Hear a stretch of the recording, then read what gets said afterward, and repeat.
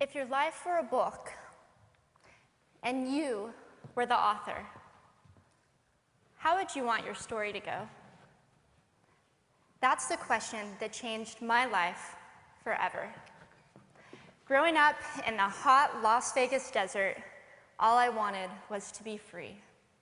I would daydream about traveling the world, living in a place where it snowed, and I would picture all of the stories that I would go on to tell. At the age of 19, the day after I graduated high school, I moved to a place where it snowed, and I became a massage therapist. With this job, all I needed were my hands and my massage table by my side, and I could go anywhere.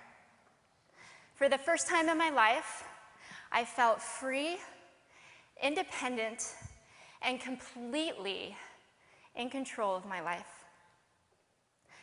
That is, until my life took a detour.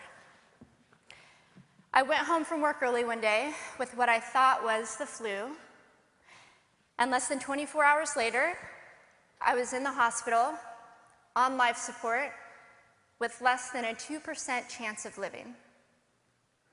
It wasn't until days later, as I lay in a coma, that the doctors diagnosed me with bacterial meningitis, a vaccine-preventable blood infection. Over the course of 2.5 months, I lost my spleen, my kidneys, the hearing in my left ear, and both of my legs below the knee. When my parents wheeled me out of the hospital, I felt like I had been pieced back together like a patchwork doll. I thought the worst was over until weeks later when I saw my new legs for the first time. The calves were bulky blocks of metal with pipes bolted together for the ankles, and a yellow rubber foot with the raised rubber line from the toe to the ankle to look like a vein. I didn't know what to expect, but I wasn't expecting that. With my mom by my side and tears streaming down our faces, I strapped on these chunky legs and I stood up. They were so painful and so confining that all I could think was, how am I ever going to travel the world in these things? How was I ever going to live the life full of adventure and stories as I always wanted? And how was I going to snowboard again?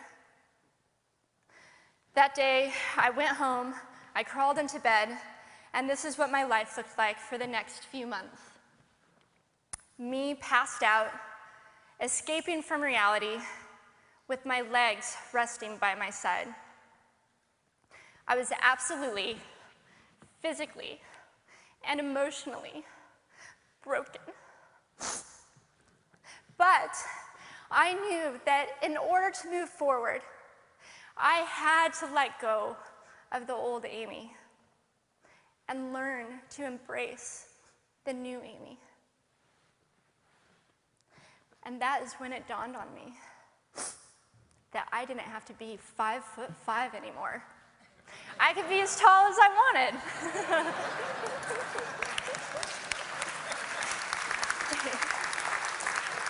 Or as short as I wanted, depending on who I was dating.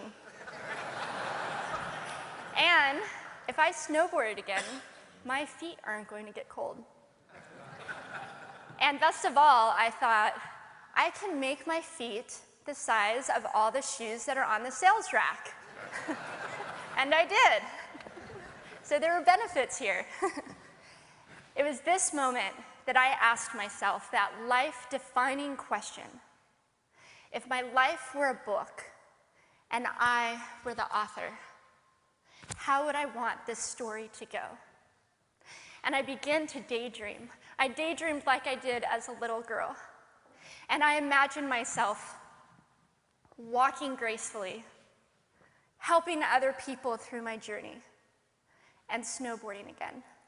And I didn't just see myself carving down a mountain of powder, I could actually feel it.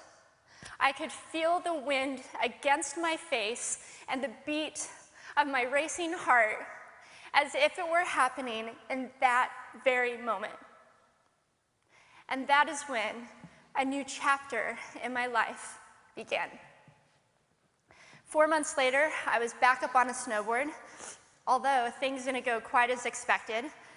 My knees and my ankles wouldn't bend, and at one point, I traumatized all the skiers on the chairlift when I fell, and my legs, still attached to my snowboard,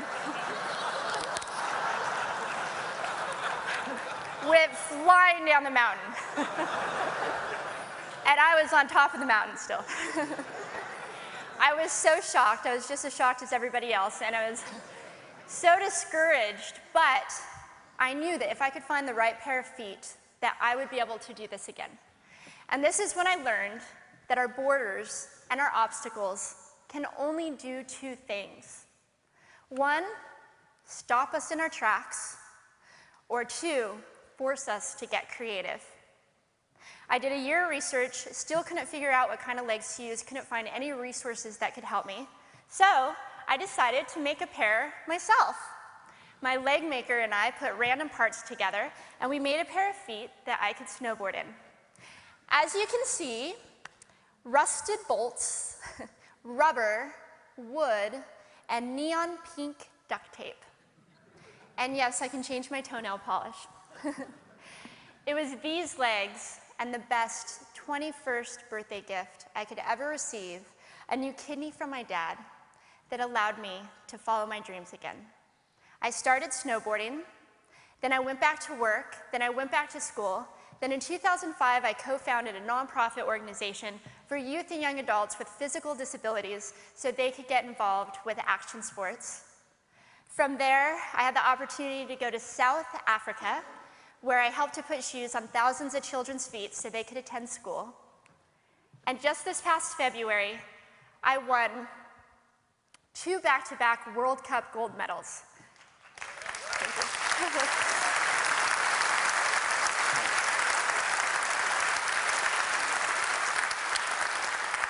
Which made me the highest ranked adaptive female snowboarder in the world.